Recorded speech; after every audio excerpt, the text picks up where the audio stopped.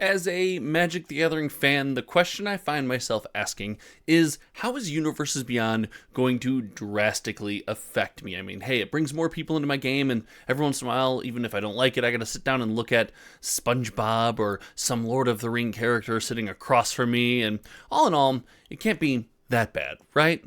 Well, I think we might see some signs of trouble. Tarkir Dragonstorm is set up to be a fantastic Magic the Gathering set. By all accounts, it has the opportunity to be the Bloomborough of 2025, a massively successful set with a wonderful theme that Magic fans truly gravitate to.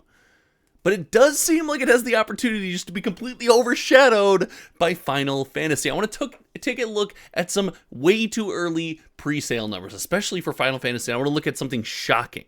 Something that is going to absolutely shock you at this point in time. I want to analyze that and talk about what this means for what could be the best pure Magic set of 2025. And if you like content like this and like to have these discussions and want to join the community, click the subscribe button down below. There's a Discord link where we chat about all this stuff. And while you're down there, hit the like button because it helps a small channel like mine more than you can possibly imagine.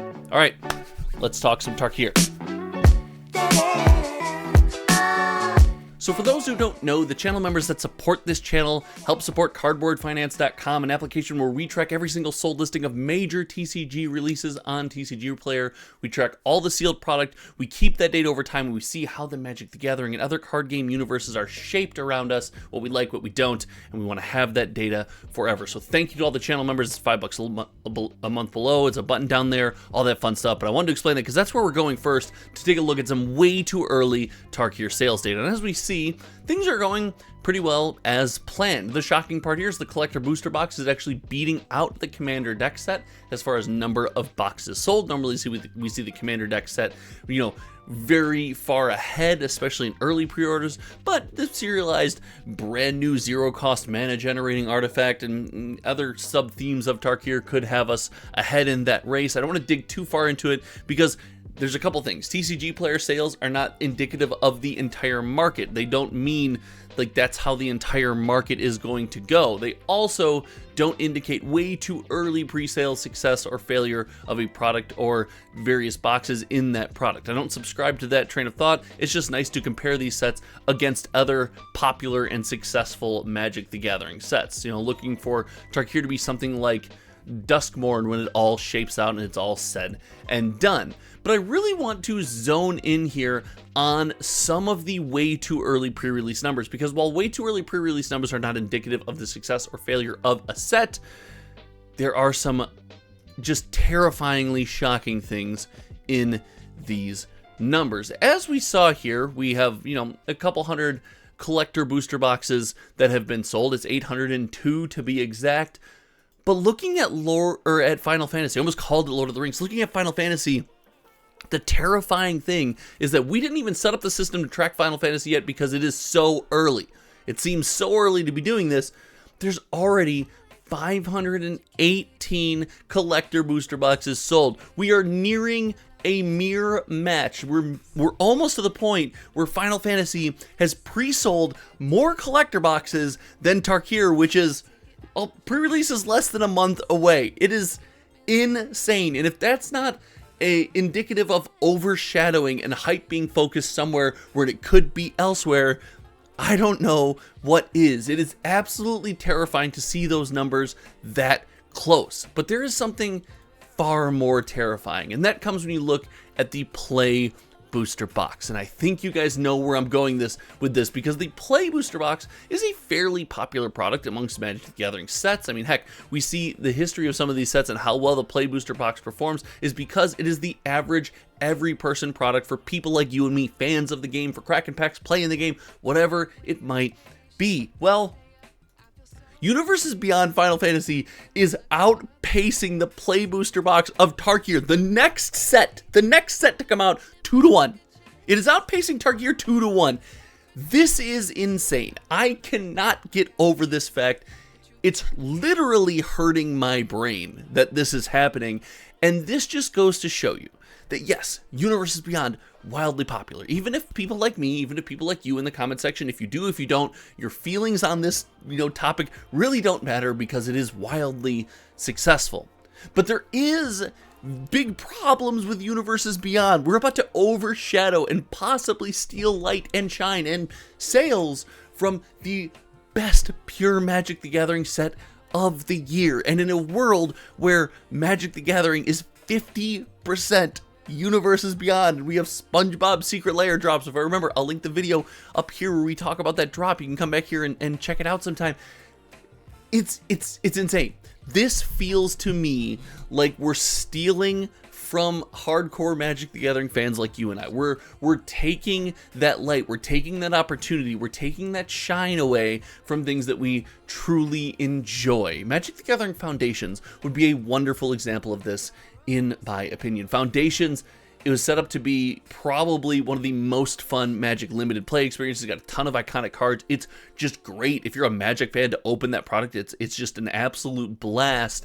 And the way it was billed to us, oh, it's going to be around for 5 years, it's the every person product, like the hype was just not there. And then we get to Aether Drift and we have car racing events at Magic Con, and we have people dressing up as flag bearers and waving checkered flags. It's like we have lost the sauce. We have lost the thread on like promoting and engaging in just magical Magic the Gathering sets. And this to me is starting to get terrifying. Look, I expect Final Fantasy to sell better. If you're in my comment section now, of course, you dumb idiot, Final Fantasy is going to sell better. Of course I expect it to. There's nobody in the universe that expects Tarkir to sell as well as Final Fantasy. But outpacing Play Booster Box sales at this point 2-1 is truly terrifying. Looking back at the last massively successful, normal release Universes Beyond set, we would have to go back to something like Lord of the Rings. And we see Lord of the Rings right now is probably the best-selling product on the platform, and this doesn't even account for Commander sales. This doesn't count for Commander sealed products. This is early on in the platform's inception when we were still doing things with a skeleton crew of just me and myself, and well, that still is the crew. My skills have gotten better, but March of the Machine wasn't compromised to the extent that some thought it was. Maybe Aftermath was, but March of the Machine still had an opportunity to shine, and without Commander products, we still sold great numbers of set booster boxes, collector booster boxes, draft booster boxes. It was a fun and successful set. Remember, those numbers don't include Commander products. It would probably be double, if not maybe even triple, if we included Commander products. But having the behemoth of Lord of the Rings follow up March of the Machine was, it was crazy. It was wild. I mean, this product sold in insane numbers. The amount of money this brought in is wild, but it did overshadow it a bit. I can only imagine what it's going to look like with these releases so closely coincided with the hype factor being blown away and by the previous set being an opportunity. Remember, when we looked at March of the Machine, we weren't super hyped about the product. We didn't look at March of the Machine and go, man, I cannot wait to open that product like we are for Tarkir.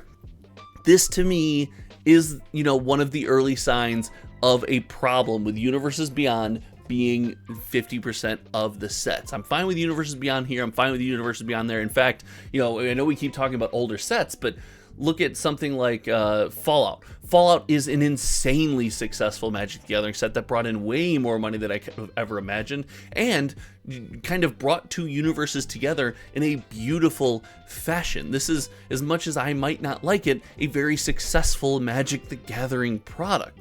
But it didn't really steal shine from anything. It didn't make an entrenched Magic player's life feel any different. And I think we have an opportunity to have that happen with this release. I gotta tell you, I am a bit skeptical. I find myself a bit worried about this for the first time in a long time. And if we just take ourselves out of it and look at this lineup, like Bloom, we went, Modern Horizons 3 into Universes Beyond Assassin's Creed that we just don't talk about. It doesn't exist. Shh. Nobody talk. But Bloomborough, Duskmourn, Foundations, Innistrad Remastered, while Remastered set might not be the most popular, it was tons of fun to play. We have Aether Drift in there that while it is a hat set, it is tons of fun. Into Tarkir, this could have been a beautiful run. Like, look at this run of Magic the Gathering products. It was insane. It's wild.